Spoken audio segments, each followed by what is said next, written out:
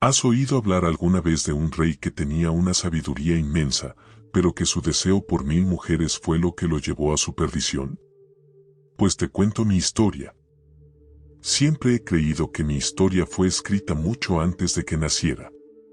Mi nombre es Salomón, y aunque el mundo me conoce como el rey más sabio de Israel, pocos saben que mi existencia misma nació del caos, del pecado y, al final, de la gracia de Dios. Mi padre, David, fue un hombre según el corazón de Dios. Pero también fue humano, con fallas y debilidades. Mi madre, Betsabé, llegó a su vida de una manera que muchos recordarían como un escándalo. Ella era la esposa de Urías, un hombre leal al ejército de Israel. Sin embargo, mi padre, en un momento de debilidad, la deseó. Fue un episodio oscuro. El adulterio y la muerte de Urías marcaron el inicio de mi linaje. Por un tiempo, la culpa persiguió a mi padre, y Dios lo confrontó severamente por sus actos. El primer hijo que tuvieron mi padre y mi madre no sobrevivió, una consecuencia del pecado. Pero en medio del dolor, llegó una nueva oportunidad. Dios, en su infinita misericordia, me dio vida. Mi madre me llamó Salomón, que significa paz. Mi padre, inspirado por una palabra de Dios a través del profeta Natán, me dio otro nombre, Jedidías, amado por el Señor. Desde mi nacimiento, fui una señal de que Dios puede traer redención incluso en las circunstancias más oscuras.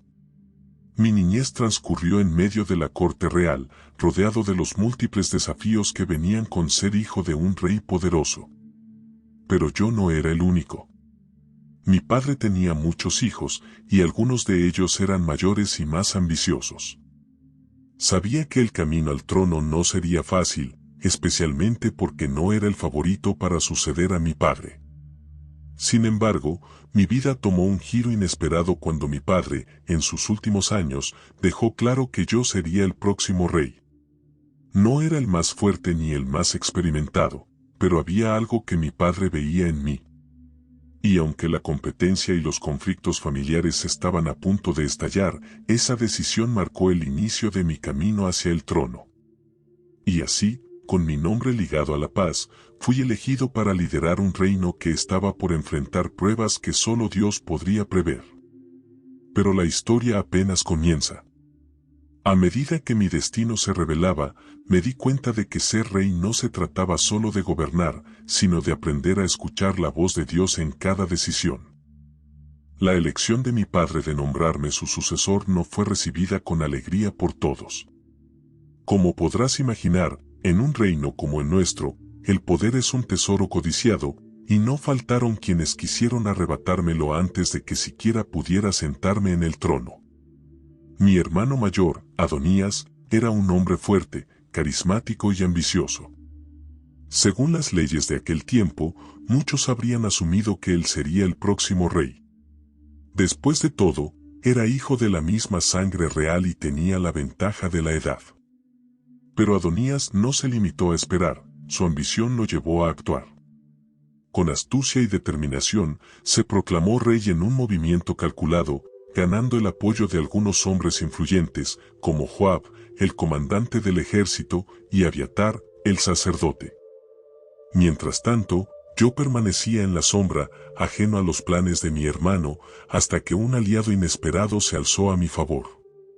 Natán, el profeta de Dios, un hombre fiel y sabio, junto con mi madre Betsabé, intervinieron para advertirle a mi padre de la amenaza que Adonías representaba no solo para mí, sino para el plan divino. Mi madre, con una mezcla de valentía y súplica, recordó a mi padre su promesa de que yo sería el próximo rey. El tiempo era crítico, y mi padre, a pesar de su avanzada edad, actuó con decisión. En un gesto que nunca olvidaré, ordenó que el sacerdote Sadoc y el profeta Natán me ungieran como rey en Gión, un acto público que selló mi destino y dejó claro que Adonías no tenía el favor del trono ni de Dios. Tú reinarás en mi lugar y te sentarás en mi trono, declaró mi padre con firmeza. Antes de morir, mi padre me llamó a su lado y, con una voz quebrada por los años pero llena de autoridad, me dio sus últimas instrucciones. Esfuérzate y sé hombre, me dijo, mirándome a los ojos. Me pidió que caminara en los caminos del Señor, obedeciendo sus leyes y decretos, para que mi reinado fuera largo y próspero. También me encomendó la tarea de actuar con justicia, cerrando capítulos pendientes en su historia como rey. Aquellas palabras quedaron grabadas en mi corazón, no solo como un mandato, sino como un recordatorio de que mi vida no me pertenecía a mí, sino al Dios que había guiado a mi padre y ahora me llamaba a guiar a Israel. Aunque la amenaza de Adonías no se desvanecería tan fácilmente, yo ya no era solo el hijo menor de David. Ahora era el ungido de Dios, preparado para enfrentar un reino lleno de desafíos. Y así, con el peso de mi padre sobre mis hombros y el mandato divino en mi corazón, me preparé para caminar hacia mi destino. Pero lo que vino después puso a prueba no solo mi fuerza, sino mi fe. Ser rey era un peso que no podía ignorar. Apenas había tomado el trono, y ya sentía la responsabilidad aplastante de liderar al pueblo de Dios. Israel no era una nación cualquiera, éramos el pueblo elegido, y cada decisión que tomara no solo afectaba mi legado, sino nuestra relación con el Dios que nos había guiado desde los días de Abraham. Una noche, mientras el sueño caía sobre mí, decidí buscar a Dios de una manera más profunda. Viajé a Gabaón, donde se encontraba el altar más importante de la época, y ofrecí 1000 holocaustos como sacrificio. Fue un acto de devoción, pero también de desesperación. Sabía que no podría gobernar sin su dirección. Esa noche, mientras dormía, Dios se me apareció en un sueño. Su voz, imponente y llena de gracia, resonó en mi interior: pide lo que quieras que yo te dé. Imagina ese momento. El creador del universo, el Dios que formó los cielos y la tierra, ofreciéndome lo que quisiera. Podía haber pedido riquezas incalculables, victorias sobre mis enemigos o una vida larga y próspera. Pero al pensar en el pueblo que dependía de mí, en las innumerables almas que esperaban justicia y guía, respondí: Señor, tú has puesto a tu siervo como rey en lugar de mi padre David, pero soy solo un muchacho, sin experiencia. Dame, pues, un corazón sabio y entendido para gobernar a tu pueblo y discernir entre lo bueno y lo malo. En ese momento, el silencio se llenó de algo indescriptible. Dios me respondió, no con reproche, sino con gozo. Porque no pediste riquezas, ni larga vida, ni la muerte de tus enemigos, sino sabiduría para gobernar, te concederé lo que pediste. Pero también te daré lo que no pediste, riquezas y honor. No habrá otro como tú entre los reyes mientras vivas. Cuando desperté, no era el mismo. Sentí en mi interior una claridad, una comprensión que nunca había tenido antes. Ya no era simplemente Salomón, el joven rey, ahora era un hombre equipado por Dios para liderar con justicia y verdad. Esa sabiduría no tardaría en ser puesta a prueba. Poco después, llegó a mí un caso que haría que toda Israel viera lo que Dios había hecho en mí. Pero esa es otra historia, una que marcó el comienzo de mi fama como el rey más sabio de la historia. No había pasado mucho tiempo desde aquella noche en que Dios me otorgó sabiduría cuando enfrenté mi primera gran prueba como rey. Fue un caso que, aunque parecía simple al principio, desafiaba no solo mi capacidad para juzgar, sino también mi habilidad para discernir la verdad en medio del engaño. Un día, 2 mujeres llegaron ante mí. Ambas eran prostitutas, y vivían juntas en la misma casa. Se acercaron al trono con rostros marcados por la angustia y comenzaron a contar una historia que parecía imposible de resolver. La primera mujer habló con desesperación: Señor mío, esta mujer y yo vivíamos en la misma casa. Ambas dimos a luz con pocos días de diferencia.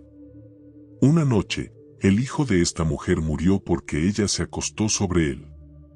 Pero mientras dormía, ella tomó a mi hijo y lo puso a su lado, dejando al suyo muerto conmigo. Cuando desperté para alimentar a mi bebé, me di cuenta de que estaba muerto. Pero al mirarlo bien, supe que no era mi hijo. La otra mujer la interrumpió con vehemencia: no. El niño vivo es mío y el muerto es suyo. La discusión se intensificó, ambas reclamando al niño vivo como propio. El salón se llenó de murmullos. Mi corte esperaba con atención mi decisión. ¿Cómo podía saber quién decía la verdad?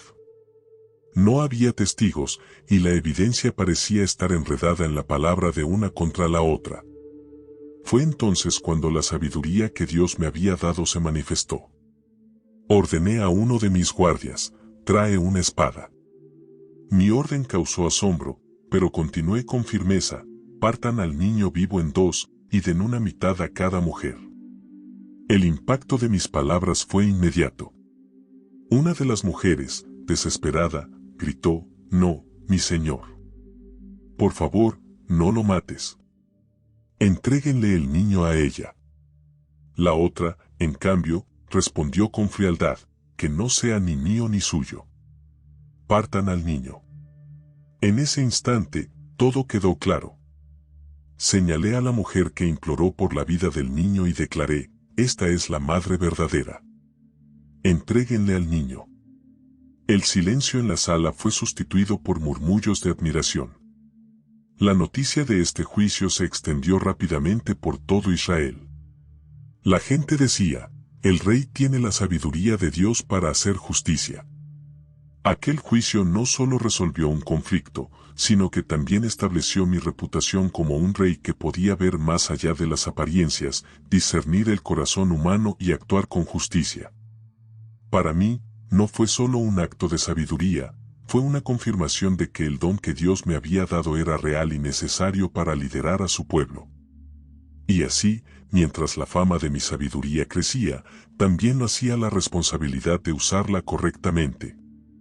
Porque sabía que este era solo el comienzo de los desafíos que enfrentarían mi trono y mi fe. Desde mi juventud, una visión me había acompañado, construir un lugar donde el Dios de Israel pudiera habitar entre su pueblo, un templo que fuera digno de su gloria.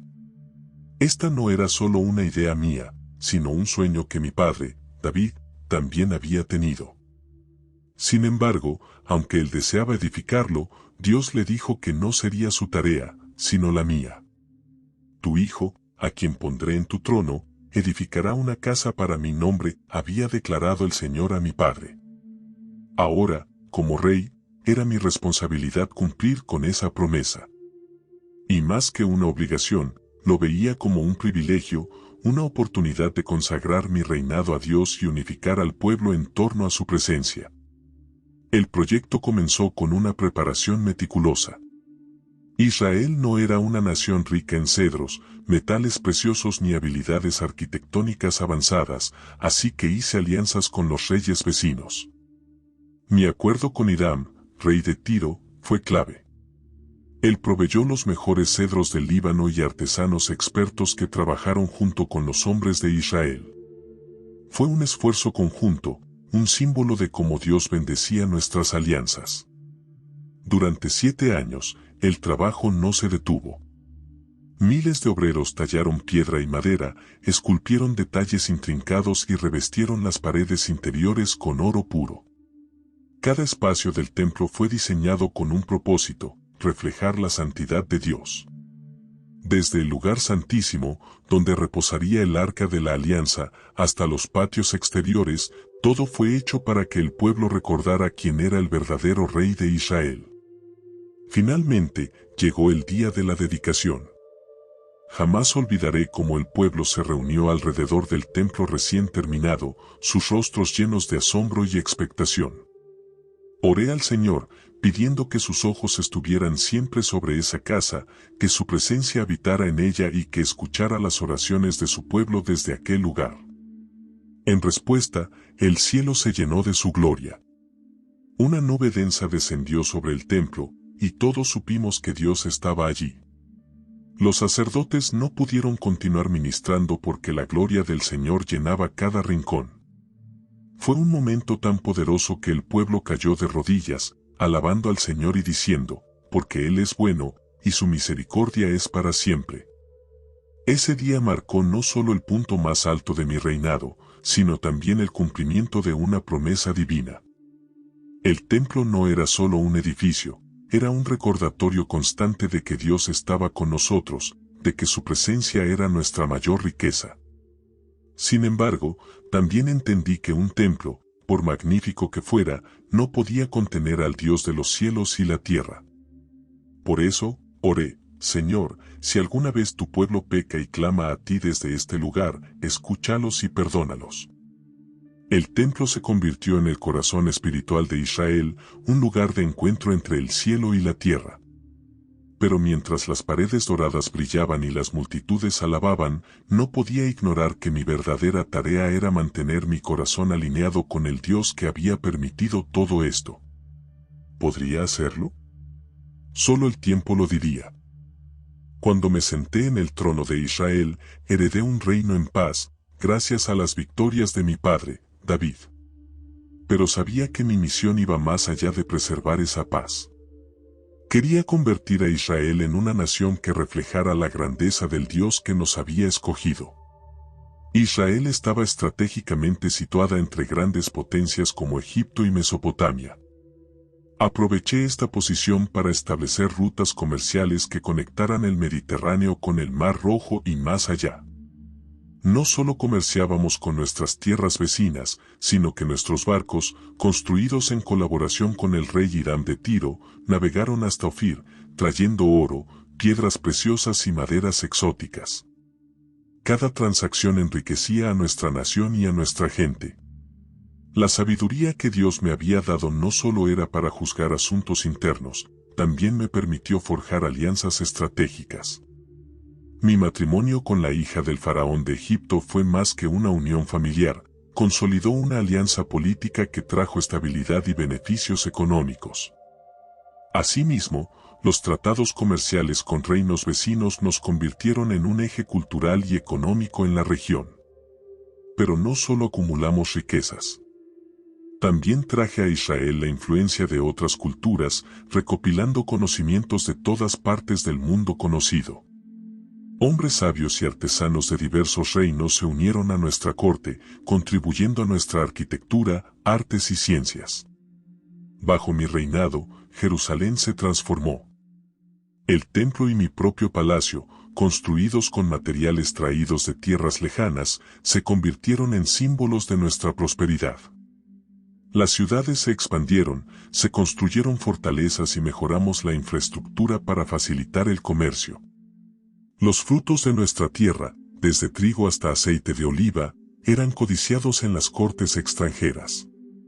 Lo que más me enorgullecía era ver a mi pueblo disfrutar de los beneficios de esta prosperidad.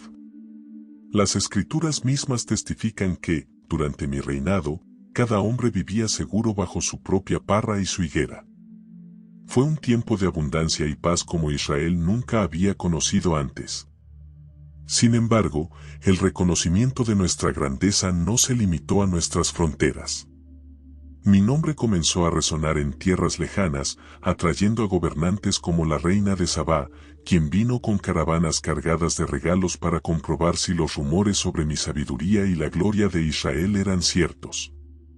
Mientras observaba todo lo que habíamos logrado, me llenaba de gratitud hacia Dios.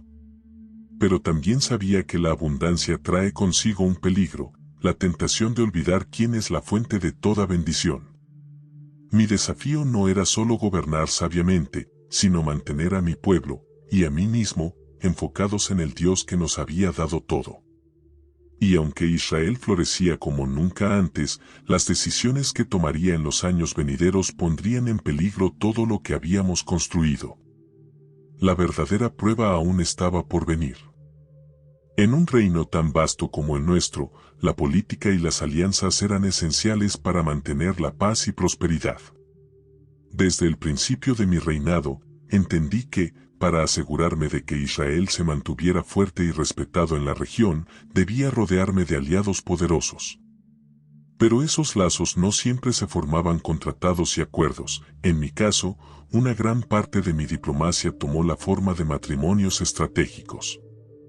No es un secreto que mi corte estuvo llena de mujeres, y no solo por el deseo personal, sino principalmente por razones políticas. Tomé a mujeres de muchos reinos vecinos, cada una de ellas hija de un rey o noble influyente. con cada matrimonio, sellaba una alianza, una promesa de paz entre naciones. A través de estas uniones, aseguraba que los reinos vecinos, que antes podrían haber sido enemigos, permanecieran en calma y compartieran riquezas y recursos con nosotros. En total, llegué a tener 700 esposas y 300 concubinas. Algunas de ellas vinieron de tierras tan distantes como Egipto, Moab, Amón y Edom. Fueron regaladas como parte de pactos, ofreciendo la estabilidad que mi reino necesitaba. Cada una traía consigo su propia cultura, sus dioses y su historia. Mi palacio se convirtió en un crisol de costumbres y tradiciones extranjeras, y, por un tiempo, eso parecía ser una ventaja. La diplomacia estaba asegurada, y nuestras relaciones internacionales se fortalecieron. Sin embargo, lo que al principio parecía ser una estrategia brillante pronto comenzó a mostrar sus sombras. A pesar de mi sabiduría, algo dentro de mí empezó a desviarse. Cada una de esas esposas traía consigo no solo un pacto de paz, sino también las creencias y prácticas de su tierra natal. Muchas de ellas adoraban a otros dioses, y sin darme cuenta, comencé a permitir que sus influencias se filtraran en el corazón de mi reino. Al principio, intenté equilibrarlo. Hice grandes sacrificios y ofrecí adoración a Dios en el templo que había construido, pero cada vez más me encontré cedido a la presión de mis esposas extranjeras. A su solicitud, construí altares para sus dioses. Con el tiempo, mis ojos se deslumbraron por las riquezas y las influencias de las culturas extranjeras. El amor que sentía por mi pueblo y por el Dios de Israel empezó a diluirse. El momento en que más lo supe fue cuando mi corazón se desvió completamente. Mis esposas me influenciaron para construir templos a dioses ajenos y permitir que el pueblo de Israel participara en prácticas idólatras. Incluso comencé a adorar a estos dioses extranjeros, y mi fe en el Señor fue puesta a prueba. Lo que comenzó como una estrategia política, una forma de consolidar la paz y la prosperidad, se transformó en una trampa para mi alma. Mi poder, que había sido consolidado por esas alianzas matrimoniales, empezó a desmoronarse, pues al mismo tiempo que acumulaba riquezas y respeto de otros reinos, estaba perdiendo lo más importante, mi fidelidad a Dios. Es en este punto de mi reinado cuando comencé a entender que las decisiones que tomamos, aunque parezcan sabias en el momento, pueden tener consecuencias profundas y duraderas. La multiplicidad de esposas y concubinas, una vez vista como una estrategia, terminó siendo una carga espiritual que dañó tanto mi corazón como el corazón de Israel. Y aunque seguía siendo el rey más sabio, me di cuenta de que la sabiduría sin fe verdadera en Dios es inútil. El equilibrio entre poder y devoción, entre el mundo y lo divino, se había perdido. Lo que empezó como un intento por fortalecer y expandir mi reino, pronto se convirtió en la raíz de mi caída. Las mujeres extranjeras, a quienes había tomado como esposas para asegurar paz y estabilidad en Israel, no solo trajeron consigo sus tierras y riquezas, sino también sus dioses, sus creencias y sus costumbres. A medida que el tiempo pasó, las alianzas que en un principio parecían sabias, comenzaron a tomar un giro oscuro. Al principio, no fue tan evidente.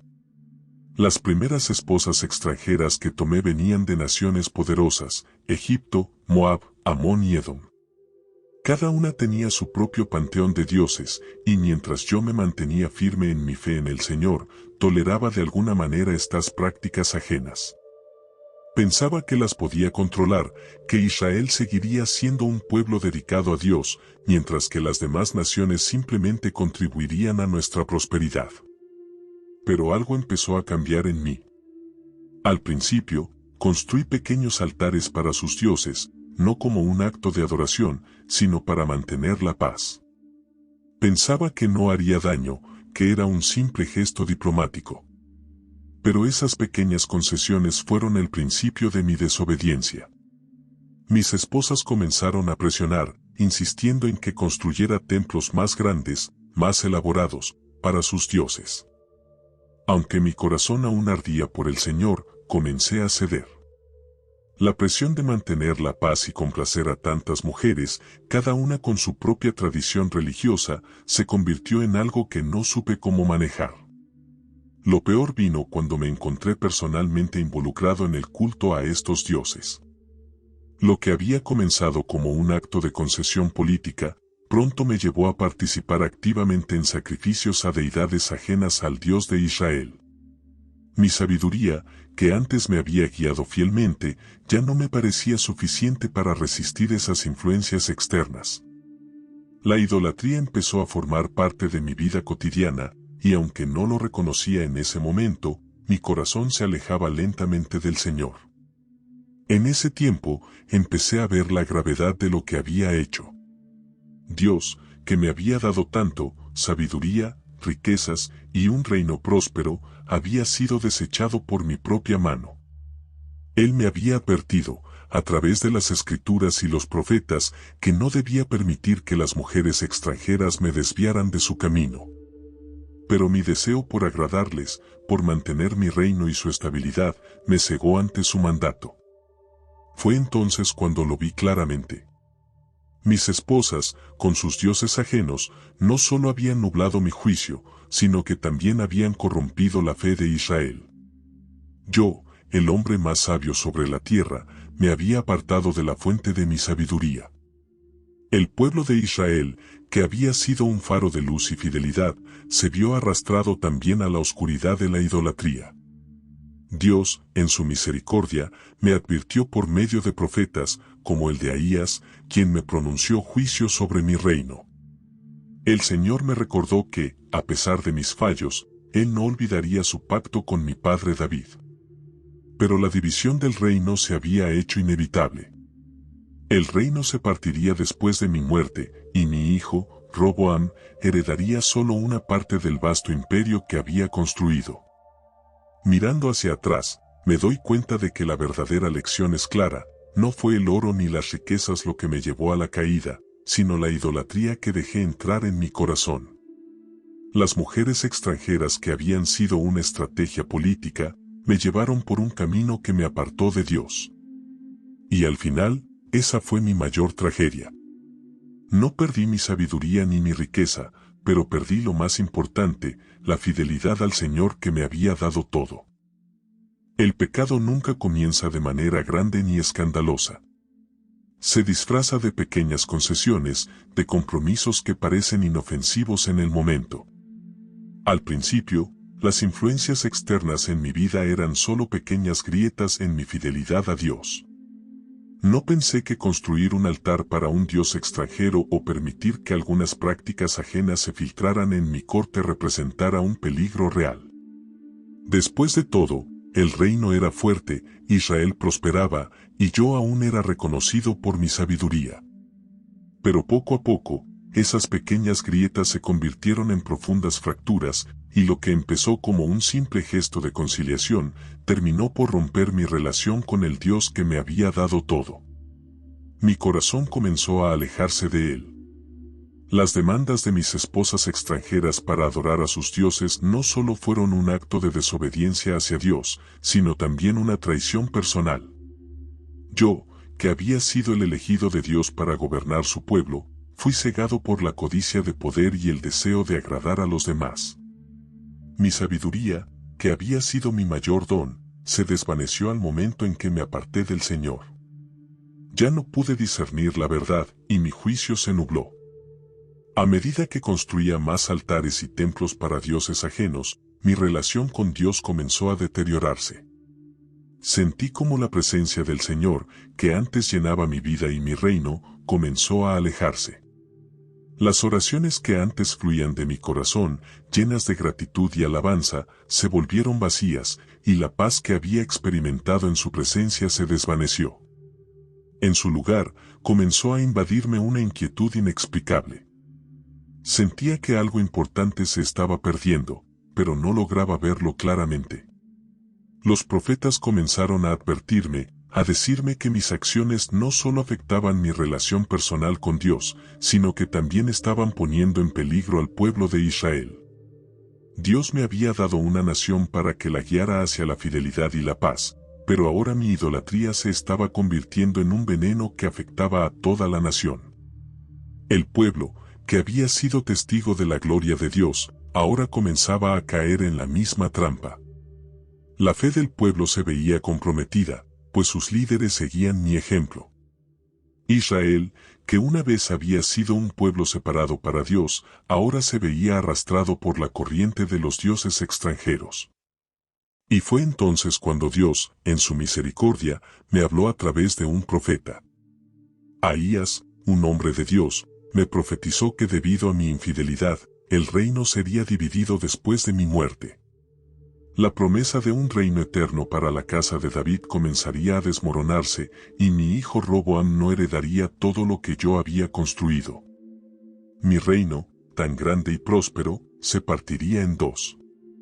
El pueblo de Israel, que tanto amaba, se vería dividido, y lo que había sido mi mayor logro, la unidad de la nación, sería destruido por mis propios pecados. Al escuchar estas palabras, el peso de mi desobediencia me aplastó. Había recibido tantas bendiciones de parte de Dios, sabiduría, riquezas, paz y un reino poderoso. Pero mi caída no se debió a un error en la política, ni a una batalla perdida, sino a mi incapacidad para mantenerme fiel a Dios en medio de la prosperidad. La idolatría, esa seductora sombra, había entrado en mi vida lentamente, y cuando me di cuenta de su alcance, ya era demasiado tarde para detener la rotura que había causado en mi relación con el Señor. Mirando atrás, el impacto de mi pecado no fue solo personal. La nación sufrió por mi infidelidad. Lo que comenzó como una aparente bendición, mis matrimonios y alianzas, se transformó en la causa de la ruina de la unidad y la paz de Israel. La idolatría no solo destruyó mi corazón, sino que también dejó una cicatriz profunda en el pueblo al que había sido llamado a servir. Y aunque Dios, en su misericordia, aún preservó una parte del reino para la casa de David, el daño ya estaba hecho.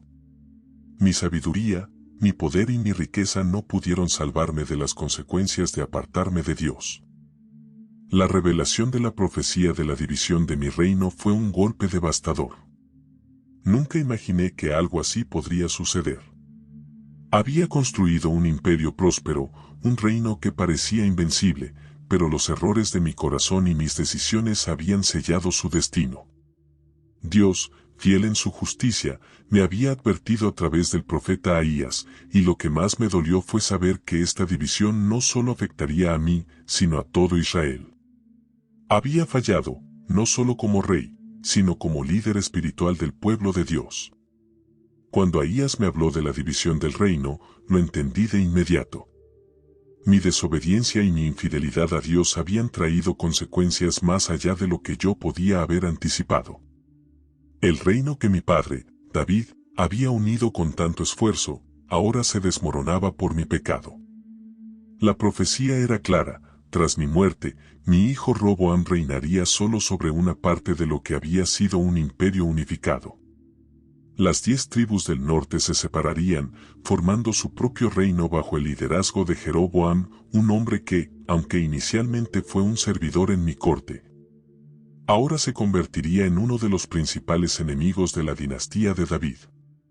Lo que más me aterraba no era solo la ruptura interna, sino la amenaza externa que se avecinaba.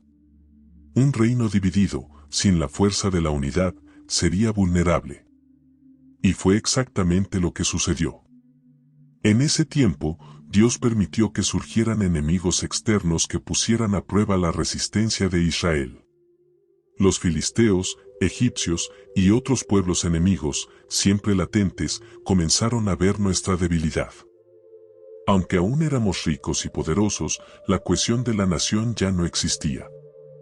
Las alianzas y pactos que antes mantenían la paz, ahora se disolvían. Mi propio reino fue invadido por las consecuencias de mi infidelidad. Durante mi reinado, los enemigos externos nunca representaron una amenaza seria. Mi sabiduría y mis alianzas estratégicas los mantenían alejados. Pero ahora, los tiempos cambiaban. La profecía de Ahías era solo el inicio de una serie de eventos que verían a Israel dividido y vulnerable a ataques de aquellos que antes nos temían. Miraba a mi hijo Roboam, un joven aún inexperto, y sabía que su reinado sería un desafío enorme. Pero más allá de las amenazas externas, el problema más grave radicaba en la división interna. Los propios súbditos de Israel, especialmente las tribus del norte, ya no confiaban en la dinastía de David. Roboam no pudo evitarlo. Cuando intentó levantar el peso de la carga impositiva y las estrictas políticas de mi reinado, la rebelión fue inmediata. En lugar de la sabiduría que Dios me había dado, Roboam cayó en el orgullo y la terquedad. La división, predicha por Ahías, comenzó a hacerse realidad. A lo largo de mi vida, había visto cómo el favor de Dios me había llevado al éxito y al esplendor. Pero ahora, en mi vejez, comprendí que la gloria de un reino no se mide por su riqueza o su poder militar, sino por su fidelidad a Dios. Había creído que mi sabiduría y mi estrategia política podían sostener el reino, pero me equivoqué. La fidelidad al Señor es la verdadera base sobre la que se edifica un imperio duradero. El reino se dividió, y mi legado se desmoronó. Israel ya no sería una nación unificada. Las tribus del norte, bajo Jeroboam, iban a seguir su propio camino, y Judá, bajo Roboam, quedaría aislada, luchando por mantenerse fiel a Dios en medio de las dificultades. Las promesas que Dios había hecho a mi padre David, sobre la permanencia de su linaje en el trono, seguirían adelante, pero el reino que había construido con tanto esfuerzo y con la guía de la sabiduría divina, ahora se veía condenado a la fragmentación. Este fue el impacto de mis decisiones. Un reino que había sido fuerte y próspero, lleno de sabiduría, ahora se desmoronaba ante la realidad de mi desobediencia. Y a pesar de que aún quedaba un rastro de esperanza en la promesa divina, los ecos de la división resonaron a lo largo de generaciones, llevando consigo la lección amarga de que, sin la fidelidad a Dios, no hay reino que permanezca. A pesar de todo lo que falló, de las decisiones que me llevaron a la desobediencia, de la división de mi reino y de las consecuencias que me pesaron, aún hubo algo que perduró más allá de mi reinado. La sabiduría que Dios me otorgó. Esa sabiduría fue un regalo inmenso, uno que me permitió dejar un legado profundo que sigue impactando a generaciones hasta el día de hoy. En los libros de Proverbios, Eclesiastés y Cantar de los Cantares, he plasmado mis reflexiones, mis pensamientos sobre la vida, sobre el amor, sobre la fe y sobre el temor de Dios. Estos escritos, aunque nacieron de mi experiencia y de mis propios fracasos, continúan siendo una guía para aquellos que buscan encontrar sentido y dirección en este mundo. El libro de Proverbios, por ejemplo, es una recopilación de dichos sabios, de principios prácticos para la vida diaria, de advertencias y enseñanzas que surgen del temor reverente a Dios. A lo largo de mi vida, vi cómo la sabiduría puede transformar una nación, pero también vi cómo la falta de ella puede destruirla. Es por eso que en Proverbios traté de enseñar a las futuras generaciones que el conocimiento de Dios es la base para una vida plena. Es en el temor de Dios donde se encuentran las respuestas a los dilemas más profundos de la existencia humana. Si alguna vez hubo un tema recurrente en mis escritos, fue este, que la sabiduría comienza con Dios, y que la verdadera sabiduría no está en el poder ni en la riqueza, sino en la humildad y el temor reverente ante el Creador. Pero no solo hablé de sabiduría práctica, en Eclesiastés reflejé mis propios pensamientos sobre el significado de la vida, la vanidad de las riquezas y el esfuerzo humano. A medida que veía el futuro de mi reino desmoronarse ante mis ojos, no pude evitar cuestionarme sobre el propósito de todo lo que había logrado. ¿De qué sirve todo si, al final, todo es fugaz? El famoso vanidad de vanidades con el que comienza Eclesiastés se convirtió en una conclusión amarga, pero sincera, de mi experiencia. A pesar de haber sido el hombre más sabio y más rico de la historia, me di cuenta de que la acumulación de riquezas y el poder no proporcionaban la paz duradera que solo se encuentra en la comunión con Dios. La vida es efímera, y nuestras luchas y esfuerzos, aunque valiosos, son como un soplo de viento. Sin embargo, en medio de mi búsqueda de respuestas sobre la vida, también pude experimentar el amor, un amor que trasciende las palabras y que se expresa en el cantar de los cantares. Este libro, lleno de poesía y simbolismo, no solo habla de la relación entre un hombre y una mujer, sino que también refleja el amor profundo y apasionado entre Dios y su pueblo. Cuando escribí Cantar de los Cantares, quise plasmar la belleza del amor verdadero, un amor que no se limita a lo físico ni a lo temporal, sino que abarca lo eterno. En mi corazón, sabía que este amor, el amor que Dios tiene por su pueblo, es el fundamento de toda la creación y de todo lo que somos. La sabiduría que compartí en estos libros fue el resultado de toda una vida de experiencias, tanto buenas como malas. Los dichos y reflexiones que dejé en estos textos son un reflejo de mi búsqueda por entender lo que realmente importa. No eran solo consejos sobre cómo vivir bien, sino también advertencias sobre las trampas de la vida y las tentaciones que acechan a todos.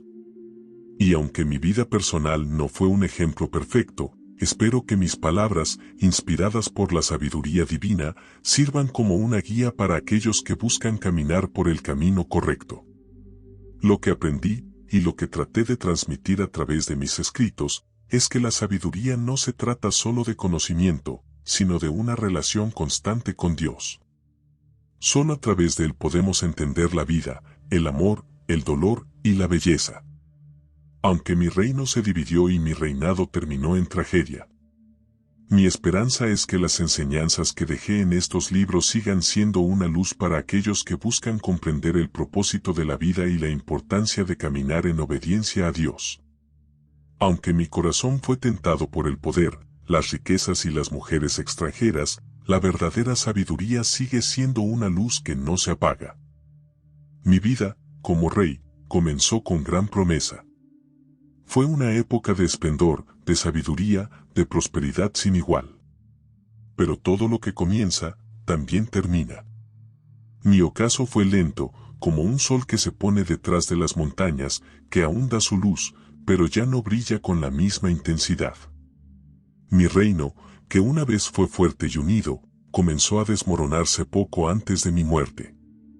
Cuando miraba hacia atrás, no podía evitar ver que muchos de mis logros se desvanecían ante mis propios errores. La sombra de mis decisiones, de mi desobediencia hacia Dios, se cernía sobre todo lo que había construido. Y aunque mi nombre fue sinónimo de sabiduría y poder, también lo fue de advertencia. Roboam, mi hijo, era joven e inexperto. Cuando llegó el momento de pasarle el trono, sabía que él sería el heredero de todo lo que había alcanzado, pero también el que tendría que enfrentar las consecuencias de mis propios fracasos. Le dejé un reino dividido, una nación a la deriva y un pueblo lleno de incertidumbre. Las 10 tribus del norte, descontentas con la carga pesada de impuestos que había impuesto durante mi reinado, se rebelaron y se separaron de Judá, formando el reino de Israel bajo el liderazgo de Jeroboam.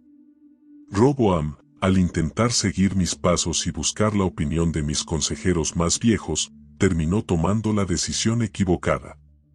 Rechazó los consejos sabios y se inclinó por los jóvenes que le dijeron que debía endurecer el yugo sobre el pueblo. Este error aceleró la fractura de la nación. Así comenzó la división, y con ella, la caída de lo que había sido el reino más próspero de su tiempo. En mis últimos días, pude ver cómo todo lo que había edificado se desmoronaba. Ya no estaba en control. Ya no era el hombre que había guiado a Israel con sabiduría, sino un espectador impotente de la disolución de mi legado. Lo que comenzó como una gloria indescriptible terminó en una tragedia inevitable, un reino dividido, con 2 casas luchando por sobrevivir.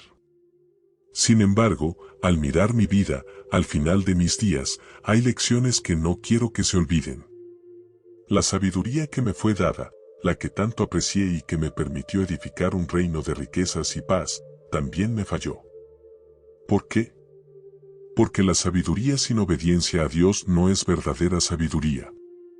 La fidelidad a Él es la clave para sostener cualquier reino, cualquier vida, cualquier legado. Yo, que recibí la sabiduría más grande que un hombre podría imaginar, perdí la vista de lo más importante, que todo lo que construimos debe estar cimentado en una relación inquebrantable con Dios. Hoy, mi historia es un eco que resuena en las generaciones venideras. No solo hablé de sabiduría, sino de los peligros de la vanidad, del amor por el poder y las riquezas, y del sacrificio que trae la desobediencia. Mi reino fue un ejemplo de lo que puede suceder cuando un hombre se aparta de la voluntad de Dios, y aunque mi historia esté llena de glorias, también está llena de advertencias. Mi historia no es solo la de un rey que alcanzó el pico de la gloria, sino también la de un hombre que, al final de su vida, vio como todo lo que había ganado se desvanecía en la nada. La lección es clara: la obediencia a Dios es más valiosa que cualquier riqueza, que cualquier poder o sabiduría. El reino que Dios construye es eterno, pero el que el hombre edifica sin él es efímero, condenado a la división, a la caída. Así que hoy, mi historia queda como un testimonio de lo que puede suceder cuando se pierde de vista lo más importante, la fidelidad a Dios. No dejen que sus corazones se desvíen, como sucedió con el mío. Porque al final, lo único que permanece es nuestra relación con el Creador, y es eso lo que sostiene, no solo un reino, sino también nuestras vidas.